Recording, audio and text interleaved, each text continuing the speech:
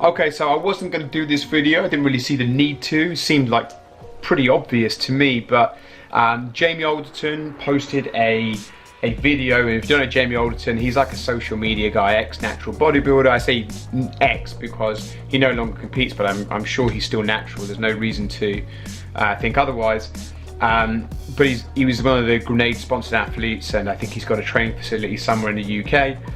But he posted a video that quoted, or that gave you the highlights of a study by Andrew Chappell. So Andrew Chappell, he's done his PhD at Sheffield University.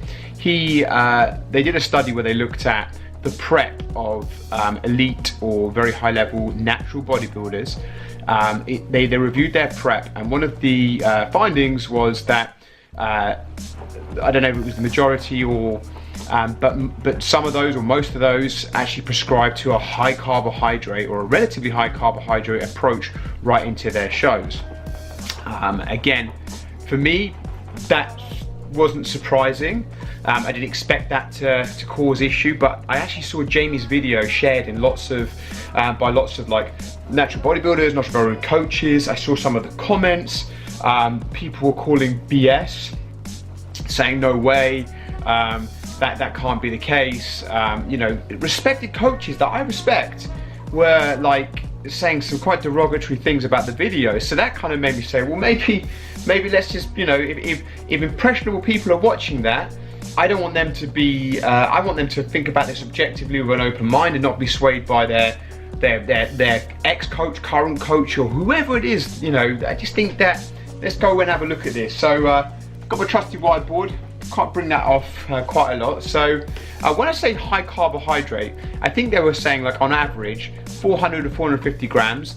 And again, they were looking at sort of like sub 200 pound bodybuilders. Now, natural bodybuilders who are in the elite and are absolutely shredded, there are a few that, you know, do top over, like who compete at 100 Ks or 220 pounds, you know, in the super heavyweights. But that we're looking at, you know, sub 200 pound bodybuilders. And remember, someone that's 200 pound shredded on an elite stage is a big dude. Like, there's no two ways about it. Like, if you're coming in at like 180, 175 pounds of lean body mass at that level, that shredded, you're very big, right? But barring the fact that, you know, some of these guys are under 5'10" and shorter, that's a lot of muscle mass, especially in natural bodybuilding. So anyway, so this 400, 450 grams, this caused lots of people in there to go bananas. So let's take this in what it is. So 450 grams of carbohydrates, right? So let's break this down. We can see that on there. So let's break this down. That's 1800 kilocalories, right? So again, people were like 1800 kilocalories of you know, their balance, if you like, is bananas. Like, you know, how can you have all of those calories coming from carbohydrates? Okay. Now we are in, you know, we're in a bit of a new way of thinking about these things, and you know, there's been a lot of media attention on this, but we don't need, as natural bodybuilders, sub 200 pounds, we don't need like 400 grams of protein, even in a deficit. Like, people will say, oh, but if you're a deficit, you need. No, you really don't need to have much more than that. So let's assume that they were, and I think this may even be a little bit high, by the way, but because they're in a deficit and they're taking care of things, so 200 grams, right? So 200 grams, that is 800 calories, right? So now this bodybuilder is at what, 2,600 kilocalories, okay? So again, now most people are going to be losing their shit, and I'm going to explain why that ruffled so many feathers, but 2,600 kilocalories for a ripped to shreds 180, 175, whatever, 170 bodybuilder.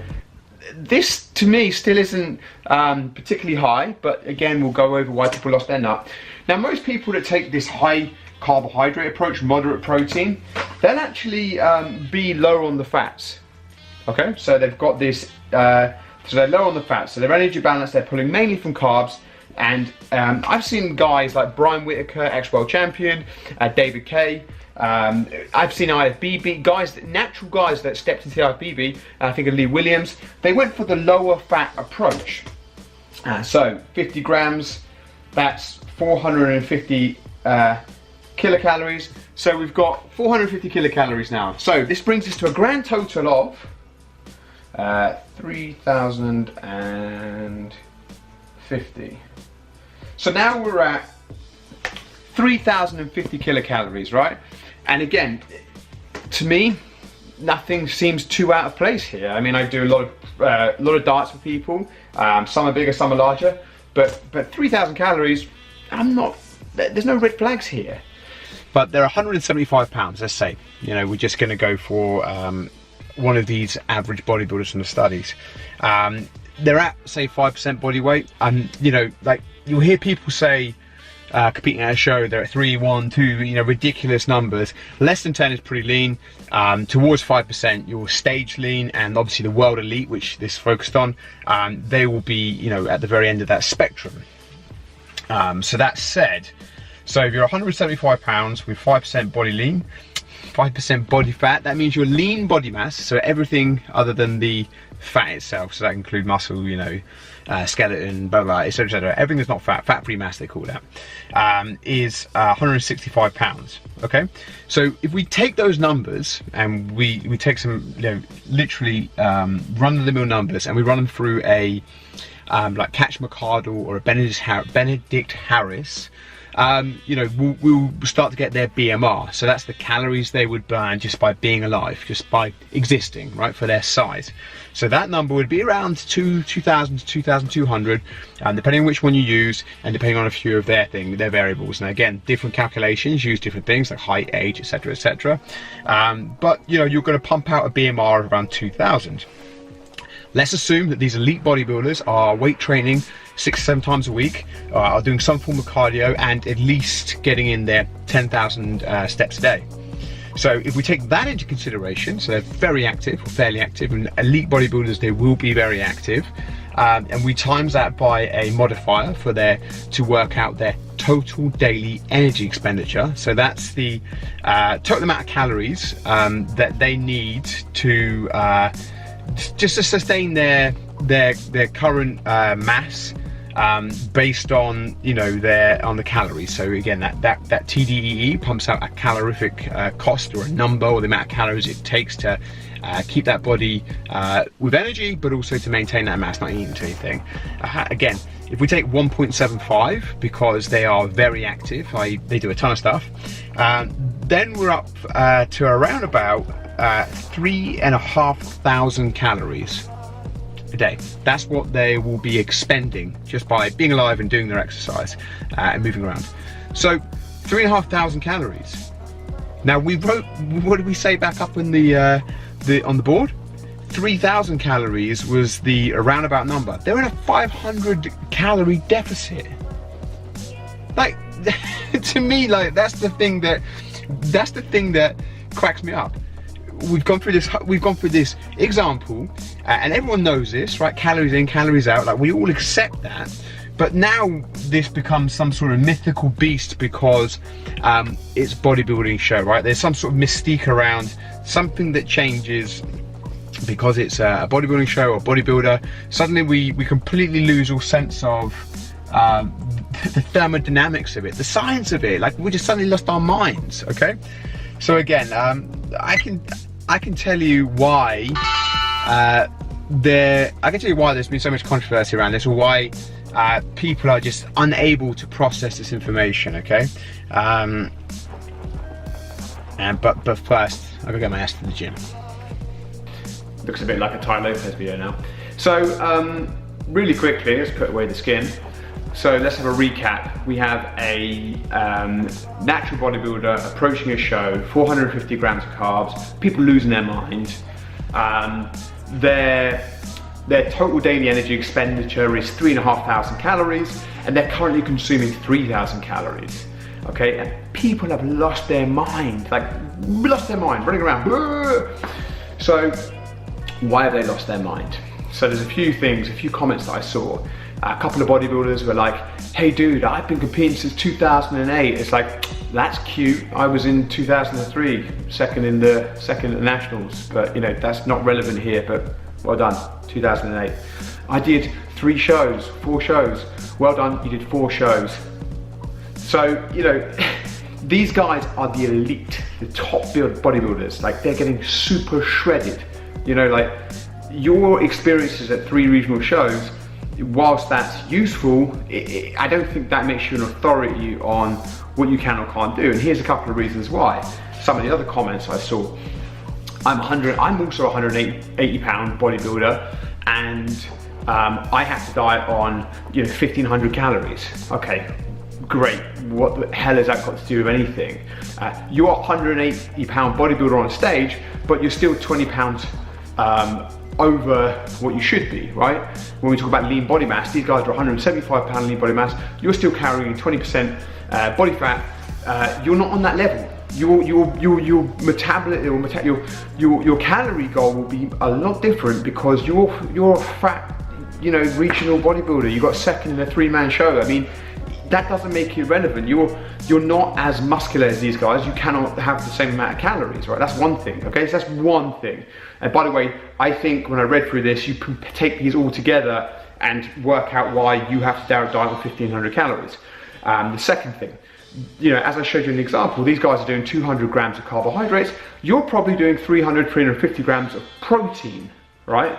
So you couldn't do 350 grams of carbohydrates, because then your calories would be through the roof, and you would be just as fat as you were on stage, So no, you can't do that, because your protein's too high. It's all about balance. You have to bring down your protein and up your carbohydrates. That's what's shown to have great results, like these guys we see on stage.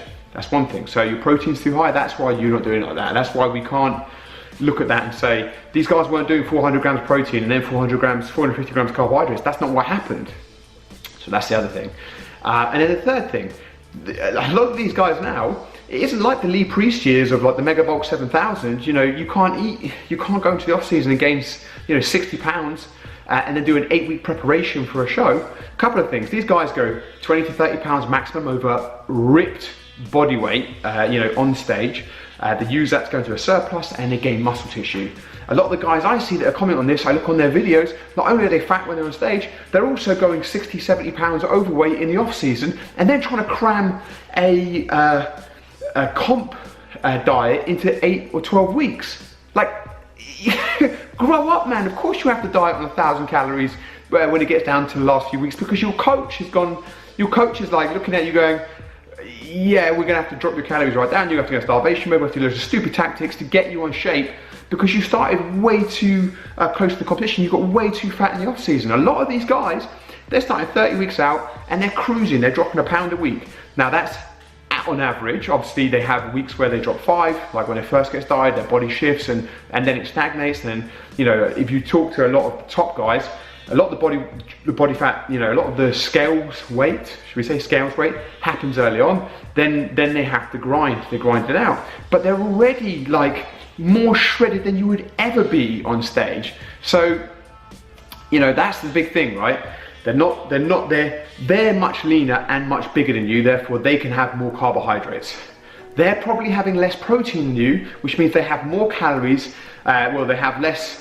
They're not carrying over energy from excess protein, they're just getting it straight as carbohydrates, whereas you're probably using 200 less, 150 of that, and the rest is being converted into energy. So that's a big thing to factor. They've got moderate protein, and they're not getting horrendously fat in the off season and then leaving their prep for 8 to 10 weeks. And there's a fourth thing, actually. Here's a fourth thing. There's actually 2 more things I can think of. Their total daily energy expenditure is probably a lot more than yours. They're probably doing 10 to 16,000 steps. A lot of these guys are PTs. They have very active jobs if you look into it. So they're actually moving around a lot more. They might be doing cardio. So that's their total daily energy expenditure might be a lot higher. That might be another reason why they can have more calories.